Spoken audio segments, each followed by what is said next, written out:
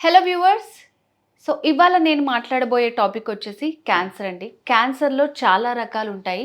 So మనందరికీ తెలుసు. So మరి ఇవాళ నేను మాట్లాడబోయేది ఏంటంటే థ్రోట్ క్యాన్సర్.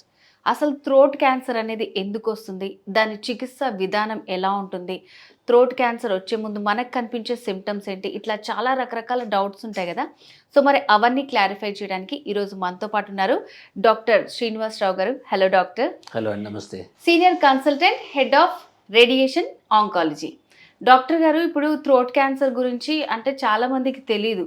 లైక్ ఈ క్యాన్సర్ ఎందుకు వస్తుంది ఏంటి అనేది. ఫస్ట్ ఆఫ్ ఆల్ అసలు ఈ క్యాన్సర్ రావడానికి రీజన్స్ ఏంటి చెప్తారా? ఈ క్యాన్సర్, గొంతు క్యాన్సర్ అనేది ఇప్పుడు మీరు చూసుకుంటే మన దగ్గర మొత్తం క్యాన్సర్లో ఇండియాలో అన్ని క్యాన్సర్ లోపల ఇది 25% వరకు ఉంటుంది దీని షేర్. మెయిన్ రీజన్ వచ్చేసి లైఫ్ స్టైల్.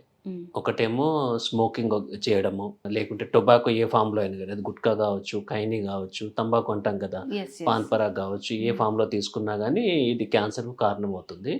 దాంతోపాటు ఆల్కహాల్ తీసుకున్న మూలాన కూడా మనకు గొంతు క్యాన్సర్ ఎక్కువగా వచ్చే అవకాశం ఉంటుంది. ఈ రోజుల్లో మనం చూసినట్టయితే యంగ్స్టర్స్ బిలో 18 ఇయర్స్ నుంచే కొన్ని ప్రదేశాల్లో అయితే 14-15 ఇయర్స్కే వాళ్ళు గుట్కా తినడం స్టార్ట్ చేస్తున్నారు. దీంతో పాటు ఆల్కహాల్ ఎప్పుడైతే యాడ్ అవుతుందో అది దాని ఎఫెక్ట్ డబుల్గా ఉంటుంది. క్యాన్సర్ వచ్చే అవకాశం చాలా 2 టైమ్స్ ఎక్కువగా ఉంటుంది. సో ఇప్పుడు మనకి యంగ్స్టర్స్ తీసుకునేసరికి 18 ఇయర్స్ నుంచి స్టార్ట్ చేసేసరికి ఒక 5-6 ఇయర్స్ వరకు, వాళ్ళు 23-24 వచ్చే వరకు మనకు గొంతు క్యాన్సర్, యూజువల్గా మనకి దవడకు సంబంధించిన క్యాన్సర్ కానీ, గొంతుకు సంబంధించిన క్యాన్సర్ కానీ, గొంతు నాలుక వెనుక భాగంలో కానీ వీళ్ళందరూ చాలా ఎక్కువగా వస్తారు. This A life style disease అంటాము. అంటే మనం ఎంత ఈ వ్యసనాలన్నిటికీ దూరంగా ఉంటే ఈ క్యాన్సర్ రావడానికి ఛాన్స్ అంత తక్కువగా ఉంటుంది. సో కొన్ని క్యాన్సర్స్ అంటారు అంటే ఫ్యామిలీలో ఎవరికన్నా ఉంటే వస్తుందని అలా చెప్తూ ఉంటారు. సో థ్రోట్ క్యాన్సర్ కూడా మనం కొంతమందిలో చూస్తుంటాం. ఇలాంటి హ్యాబిట్స్ ఏమీ లేకపోయినా ఇలా చిన్న పుండులాగా స్టార్ట్ అయ్యి అది క్యాన్సర్ కింద కన్వర్ట్ అవ్వడం చూస్తూ ఉంటాము. సో అది ఎట్లా అవుతుందండి?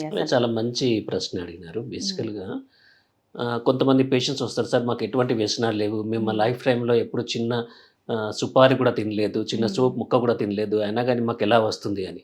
సో దీని ముఖ్య కారణం వచ్చేసి వైరల్ ఇన్ఫెక్షన్ అంటాము, హ్యూమన్ ప్యాపిల్లోమా వైరస్ అంటాము. ఎవరికైతే హ్యూమన్ ప్యాపిల్లోమా వైరస్ ఇన్ఫెక్షన్ ఉంటుందో వాళ్ళలో 2-3 రకాల క్యాన్సర్ వచ్చే అవకాశం ఎక్కువ ఉంటుంది. మనం తీసుకున్నట్టయితే ఫిమేల్స్లో అయితే కనుక గర్భసంచికి క్యాన్సర్ వచ్చే అవకాశం ఉంటుంది. మెన్లో అయితే కనుక ఓరోఫారింగ్స్ అంటాం, నాలుక వెనుక భాగంలో కానీ గొంతు క్యాన్సర్ కానీ వచ్చే అవకాశం ఎక్కువగా ఉంటుంది. గొంతు క్యాన్సర్కి సంబంధించి హెచ్పి ఇన్ఫెక్షన్ చాలా తక్కువ, ఓరోఫారింగ్స్లో అయితే ఎక్కువగా ఉంటుంది. సో ఎటువంటి వ్యసనాలు లేని వాళ్ళలో కూడా ఇది వచ్చే అవకాశం ఉంటుంది. సెకండ్, జెనెటిక్ రీజన్స్ అనేది దీనికి చాలా తక్కువ. అసలు యూజువల్గా మీరు బ్రెస్ట్ క్యాన్సర్ కానీ బ్లడ్ క్యాన్సర్ కానీ తీసుకున్నట్టయితే జెనెటిక్ రీజన్స్ ఎక్కువగా ఉంటాయి, కానీ దీంట్లో అసలు జెనెటిక్ రీజన్స్ చాలా తక్కువ. అంటే ఒక ఫ్యామిలీలో గొంతు క్యాన్సర్ వచ్చింది అంటే రెండవ దాంట్లో రావడం అనేది చాలా తక్కువ. ఇంతకుముందు చెప్పినట్టుగా ఇది వాయిస్ అబ్యూస్, అంటే ఎవరైతే బాగా గట్టిగా అరవడం కానీ చేయడం కానీ చేసినా కానీ మనకు వోకల్ కార్డ్ క్యాన్సర్ వచ్చే అవకాశం ఉంటుంది. అది చాలా కామన్గా మనం టీచర్స్లో, సింగర్స్లో చూడడం జరుగుతుంది. సో డాక్టర్, నిజంగానే అట్లాంటి వాళ్ళు వచ్చినప్పుడు స్టాప్ చేసేసేయండి, ఇది మీ వర్క్ని కొంచెం గ్యాప్ ఇవ్వండి అని అలా చెప్తూ ఉంటారు. సో నిజంగా గ్యాప్ ఇస్తే సరిపోతుందా, కంప్లీట్గా కంట్రోల్ చేయాల్సి ఉంటుందా? ఎందుకంటే చాలా ప్యాషన్ తోటి వర్క్ చేస్తుంటారు వాళ్ళు. సో వాయిస్కి మా ఫీల్డ్ కూడా సేమ్ అట్లాగే ఉంటుంది కాబట్టి డబ్బింగ్ వాళ్ళు కానివ్వండి, సో అలా చెప్పిన చాలా సఫర్ అవుతూ ఉంటారు. సో దానికి ఏమన్నా కొంచెం ప్రివెంట్ చేసుకోవడానికి ఏమన్నా ఉంటుందంటారా? అంటే మీరు ప్రొఫెషన్ కంటిన్యూ చేయండి, కానీ మనం ఇది స్టాప్ చేసినంత మాత్రం రాదు అని కూడా చెప్పలేము కదా. అంటే కంటిన్యూ చేసినంత మాత్రం వస్తుందని కూడా చెప్పలేము. ఎవరికి వస్తుంది, ఎలా వస్తుందని చెప్పడం కూడా కష్టమే. కొన్ని సైన్స్కి అతీతంగా ఉంటాయి, దొరకవు కొన్ని రీజన్స్. దాంట్లో ఇది ఒకటి. అంటే వీళ్ళు హై రిస్క్ అంటాము బేసికల్గా. ఎవరైతే వాయిస్ని ఎక్కువ యూజ్ చేస్తారో వాళ్ళు హై రిస్క్లో ఉంటారు. సో వాళ్ళకి ఏం చెప్తాం మనము అంటే కనుక, మీరు లైఫ్ స్టైల్ మాడిఫికేషన్ చేసుకోండి. ఓకే, మీరు ప్రొఫెషన్ కంటిన్యూ చేయమని మనం ఎవరికి చెప్పలేము, కంటిన్యూ చేయొద్దని ఎవరికి చెప్పలేము మనం బేసికల్గా. ఓకే, సో జాగ్రత్తలు తీసుకుంటే బెటర్. మంచి ఫుడ్, వెజిటేరియన్ మంచి ఫుడ్, ఏదైనా ఫ్రూట్స్ అట్లా తీసుకుంటే సరిపోతుంది. సో నార్మల్గా అందరికీ తెలిసిన క్యాన్సర్స్ ఏంటంటే బ్రెస్ట్ క్యాన్సర్ ఉమెన్లో ఎక్కువ వస్తుంటుంది. మీరు చెప్పినట్టు సర్వైకల్ కానివ్వండి, సో ఇట్లా రకరకాల క్యాన్సర్లు ఉన్నాయి. సో వాటిల్లో స్టేజెస్ ఉంటాయి కదా. సో ఈ థ్రోట్ క్యాన్సర్లో కూడా స్టేజెస్ ఉంటాయా?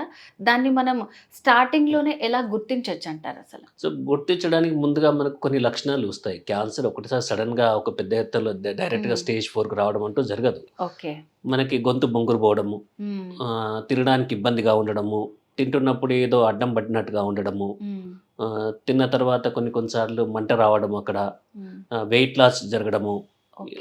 లేకుంటే గొంతులో ఏదన్నా అల్సర్ ఉండి అది ఎంతకు మానలేదు అంటే కనుక ఇవన్నీ కూడా క్యాన్సర్ వైపు సూచిస్తాయి. క్యాన్సర్ కావాల్సిన 100% ఇది క్యాన్సర్ అని చెప్పలేము మనము. అటువంటిప్పుడు ఏం చేస్తామంటే మనం 3 వారాల లోపల ఎటువంటి తగ్గలేదనుకోండి, ఈ సిమ్టమ్స్ తగ్గకుంటే దగ్గరలో ఉన్న ఈఎన్టీ డాక్టర్ చూపించుకోమని చెప్తాము. వాళ్ళు ఎండోస్కోపీ చూసి వీడియో లారింగోస్కోప్ చేసి ఏమన్నా ఉందా లేదా చూసి అప్పుడు ఏదైనా ఉంటే డౌట్ఫుల్గా ఉంటే బయాప్సీ తీసుకుంటారు. సెకండ్ వచ్చేసి స్టేజెస్ 4 స్టేజెస్ ఉంటాయి దీంట్లో. సో మొదటి స్టేజ్లో అది ఒక చిన్న పార్ట్కి మాత్రమే పరిమితమై ఉంటుంది. అది 2 సెంటీమీటర్ల కంటే సైజ్ తక్కువగా ఉంటుంది. రెండో స్టేజ్ అంటే పక్కనున్న ఇంకొక సైట్, అంటే ఇప్పుడు గొంతు క్యాన్సర్లు ఇక్కడ ఉందనుకోండి, పక్కనున్న సైట్ను అది స్ప్రెడ్ అవుతుంది. థర్డ్ స్టేజ్ అంటే కనుక ఇక్కడ మనకు గొంతు క్యాన్సర్ చిన్న చిన్న గ్లాండ్స్ రావడం అంటాం, లింఫ్ నోడ్స్ అంటాం. ఓకే. ఫోర్త్ స్టేజ్ అంటే కనుక మనకి ఇక్కడ ఉన్న పక్కన బోన్ని అటాచ్ చేసుకోవడం, అది బోన్ తిరగడం స్టార్ట్ చేస్తుంది. ఎప్పుడైతే క్యాన్సర్ బోన్కి అటాచ్ అవుతుందో దాన్ని స్టేజ్ 4 అంటాము. సో దీంట్లో కూడా అన్ని క్యాన్సర్ లాగానే 4 స్టేజెస్ ఉన్నాయి. ఈ ట్రీట్మెంట్స్ అన్ని కూడా స్టేజ్ మీద దాన్ని బట్టి డిపెండ్ అవుతాయి. మనకి స్టార్టింగ్ లోనే గుర్తిస్తే మనకి ట్రీట్మెంట్ అనేది ఈజీగా ఉంటుంది అంటారా? మొదటి స్టేజ్లో గుర్తించినట్టు, మొదటి 2 స్టేజ్లు గుర్తించినట్టయితే క్యూర్ రేట్స్ కూడా చాలా ఉంటాయి. పేషెంట్స్కి సైడ్ ఎఫెక్ట్స్ ఎక్కువగా ఉండవు, తొందరగా బయటపడవచ్చు, డబ్బులు కూడా తక్కువగా ఖర్చు అవుతాయి. చాలా మంది ఏంటంటే గొంతు నొప్పే కదా, అది తగ్గిపోతుందిలే అన్నట్టు ఊరుకుంటారు. కానీ మీరు చెప్పినట్టు నిజంగా 3 వీక్స్ కంటే ఎక్కువ ఉందంటే సీరియస్ గానే భావించాలి. అంటే క్యాన్సర్ అని చెప్పలేం, కానీ క్యాన్సర్ ఒకటి దృష్టిలో పెట్టుకోమని చెప్తాం. క్యాన్సర్ అయ్యే అవకాశాలు ఎక్కువ ఉన్నాయని ముందు జాగ్రత్తగా, అంటే నెగ్లెక్ట్ చేయకుండా దగ్గరలో ఉన్న యూజువల్గా స్మోకర్స్ ఉంటారు, వాయిస్ అబ్యూజ్ చేసే వాళ్ళు ఉంటారు, సింగర్స్ కానీ వాళ్ళు కానీ, ఎంతకీ గొంతు మానట్లేదు, కోల్డ్ అనుకుంటారు, అది అనుకుంటారు, 3 వారాల కంటే ఎక్కువ ఉందంటే ఇమ్మీడియట్గా మేము just go and meet ENT doctor near by అంటాము. సో ఇప్పుడు ఈ ట్రీట్మెంట్ విధానం అనేది ఎలా ఉంటుందండి? ప్రతి ఒక్క క్యాన్సర్కి డిఫరెంట్గా ట్రీట్మెంట్ ఉంటుంది అంటారు కదా. సో మరి థ్రోట్లో వచ్చే క్యాన్సర్కి ఎట్లా ఉంటుంది ట్రీట్మెంట్? ఇది స్టేజ్ మీద డిపెండ్ అవుతుంది. ఒకటి ఫస్ట్ స్టేజ్ అనుకోండి, ఫస్ట్ స్టేజ్ అంటే అక్కడికి మాత్రమే పరిమితమై ఉంది కాబట్టి యూజువల్గా గొంతు క్యాన్సర్లో మేజర్ ట్రీట్మెంట్ వచ్చేసి రేడియేషన్ అంటాము. ఫస్ట్ రేడియేషన్ అనేది చాలా ఇంపార్టెంట్ ట్రీట్మెంట్ దీంట్లో. సో ఇప్పుడు మీరు చూసుకున్నట్టయితే కనుక వోకల్ కార్డ్ క్యాన్సర్ అంటాం, స్వరపేటిక క్యాన్సర్, దాంట్లో స్టేజ్ 1లో అయితే కనుక మనకు 100% రిజల్ట్స్ ఉంటాయి. ఈ పేషెంట్స్ కొన్ని సంవత్సరాలు, మనకు 20 సంవత్సరాలు 30 సంవత్సరాలు కూడా సర్వైవ్ అవుతారు మనం మొదటి 2 స్టేజ్లో వచ్చినట్టయితే కనుక. సో మొదటి స్టేజ్లో వచ్చిన క్యాన్సర్కి అయితే కనుక మనం రేడియేషన్ ఇస్తాము. రెండో స్టేజ్ వచ్చిన క్యాన్సర్ కూడా రేడియేషన్ ఉంటుంది. మూడో స్టేజ్కి వచ్చేసరికి మనం దాంతోపాటు కీమోథెరపీ అనేది ఇస్తాము, రేడియేషన్తో పాటు కీమోథెరపీ. నాలుగో స్టేజ్ వచ్చేసరికి, నాలుగో స్టేజ్లో మనం ఏం చేస్తామంటే రేడియేషన్తో పెద్ద రిజల్ట్ ఉంటుంది కాబట్టి అటువంటి పేషెంట్స్కి సర్జరీకి వెళ్ళమని చెప్తాం. ముందు సర్జరీ చేసి ఆ పార్ట్ని తీసుకుని, ఇప్పుడు లారింగ్స్ అంటాం, స్వర వాయిస్ బాక్స్ అంటాము, క్యాన్సర్ ఉందనుకో నాలుగో స్టేజ్, ముందుగా చెప్పినట్టు బోన్కి అటాచ్ అయి ఉంది. సో ముందే రేడియేషన్ ఇచ్చినట్టయితే రిజల్ట్స్ అంత బాగుండవు. కానీ కొంతమంది పేషెంట్లు ఆర్గాన్ ప్రిజర్వేషన్ అంటాము, అటువంటి వాటిలో రేడియేషన్ ఇచ్చేస్తాము. నాలుగో స్టేజ్ అనుకోండి, కొంచెం ముదిరిన నాలుగో స్టేజ్ అనుకోండి, అప్పుడు ఏం చేస్తామంటే నాలుగో స్టేజ్లో ఈ పార్ట్ని తీసేసి దాని తర్వాత రేడియేషన్ ఇవ్వడం జరుగుతుంది. అట్లా ఇచ్చినైతే రిజల్ట్స్ బెటర్గా ఉంటుంది. సో స్టేజ్ మీద డిపెండ్ అవుతుంది. మూడో స్టేజ్లో అయితే మనం చెప్పినట్టుగా కీమోథెరపీ కూడా అవసరం అవుతుంది. సో డాక్టర్ గారు, థ్రోట్లో మనకి ఎలాంటి ప్రాబ్లమ్స్ వచ్చినా దానికి సంబంధించి ఎటువంటి సర్జరీ చేయించుకున్నా తర్వాత మాట్లాడలేరు వీళ్ళు, వాయిస్ పోతుంది, ఇట్లాంటివన్నీ అంటూ ఉంటారు కదా. సో అది ఎప్పుడు జరుగుతుంది, నిజంగా జరుగుతుందా? సో ఏ స్టేజ్లో ఉంటుంది చెప్పు. మూడో స్టేజ్ లాస్ట్ భాగం నుంచి నాలుగో స్టేజ్ కూడా మనం సర్జరీ చేయడం జరుగుతుంది. సర్జరీలో మొత్తం లారింగెక్టమీ అంటాము, మొత్తం వాయిస్ బాక్స్ అంతా తీసేయడం జరుగుతుంది. తీసేసిన తర్వాత కొన్నిసార్లు రేడియేషన్ కూడా ఇవ్వడం జరుగుతుంది. దాని తర్వాత మనం ఏం చేస్తామంటే ఆర్టిఫిషియల్ వాయిస్ అని పెడతాము. ప్రోసెసెస్ ఒకటి ఉంటుంది, ఒక పరికరం ఉంటుంది, దాని మూలాన ఆయన ఇలా క్లోజ్ చేసుకొని మాట్లాడవచ్చు దాన్ని.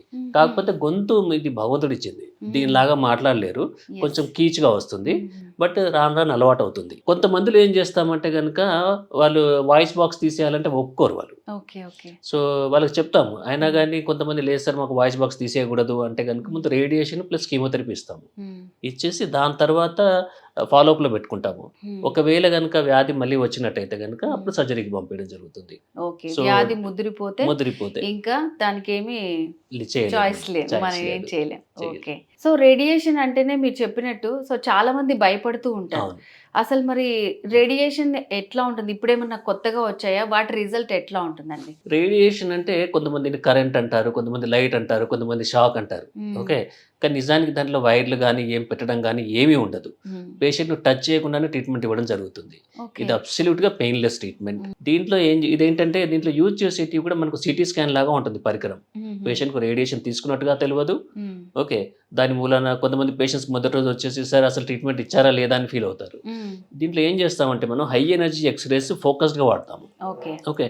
అందుకని చెప్పేసి ఒకప్పుడు అంటే మీరు ఒక 5 సంవత్సరాల కిందట, 7 సంవత్సరాల కింద తీసుకున్నట్టయితే గనుక చాలా సైడ్ ఎఫెక్ట్స్ ఉండేటివి. ట్రీట్మెంట్ వ్యాధి కంటే కూడా ట్రీట్మెంట్ మూలాన సైడ్ ఎఫెక్ట్స్ ఎక్కువగా ఉండేటివి. ఓకే. నోట్లో లాలాజలం రాకపోవడము, ఈ పాటంతా నల్లగా అవడము, తినడానికి ఇబ్బంది కావడము, ఏదైనా తినాలంటే ఒక గ్లాస్ వాటర్ తాగాలి, లేకుంటే ఒక బాటిల్ వాటర్ తాగి తర్వాత తినాల్సి వస్తుండే. గొంతు మీద అన్ని అల్సర్స్ రావడము, నోట్లో అవన్నీ. కానీ ఈ రోజులో వచ్చిన టెక్నాలజీ చాలా టార్గెటెడ్ థెరపీ. అంటే మనకు పర్టికులర్గా అదే పాయింట్ని మనం హిట్ చేయగలుగుతాం. ఎందుకంటే ఇవన్నీ కూడా ఇప్పుడు వచ్చిన IGRT, image guided radiotherapy, rapid arc radiotherapy, వీటి మూలాన మనం ఎక్కడైతే వ్యాధి ఉందో దానికి ఎక్కువ డోస్ ఇచ్చుకుంటూ, ఎక్కడైతే వ్యాధి లేదో నార్మల్ సెల్స్ ఉన్నాయో వాటికి తక్కువ డోస్ ఇవ్వడం మూలాన రిజల్ట్స్ అనేవి చాలా ఎక్సలెంట్గా ఉన్నాయి. అంటే ఇంత ముందు ఉన్నట్టు సైడ్ ఎఫెక్ట్స్ లేవు. ఉన్నా కానీ అవి చాలా నెగ్లిజిబుల్ అమౌంట్. ప్లస్ కొన్ని రోజుల వరకు మాత్రమే ఉంటాయి టెంపరీ. అవి పర్మనెంట్ సైడ్ ఎఫెక్ట్స్ అంటూ ఏమీ లేవు ఈ రోజుల్లో. సో క్వాలిటీ బాగుంటుంది. When we are able to focus the dose exactly on the tumour, the results కూడా ఎక్సలెంట్గా ఉన్నాయి. సో మన దగ్గర ఉన్న హాల్సియాన్ మెషిన్ మూలన చాలా అద్భుతమైన రిజల్ట్స్ మేము చూస్తున్నాము గత 6 నెలల నుంచి. సో రేడియేషన్ అంటే ఇంకా భయపడాల్సిన అవసరం లేదు. సో కొత్త టెక్నాలజీ వచ్చింది కాబట్టి దాని ద్వారా ఏ ట్రీట్మెంట్కి ఎంత ఫ్రీక్వెన్సీ ఇవ్వాలో ఇచ్చి సో మంచి రిజల్ట్స్ ఉన్నాయన్నమాట. చాలామంది రేడియేషన్ అనగానే నిజంగా మీరు చెప్పినట్టు కరెంట్ షాక్, అది పవరు, రకరకాల అపోహలు ఉంటాయి. సో భయపడాల్సిన అవసరమే లేదు.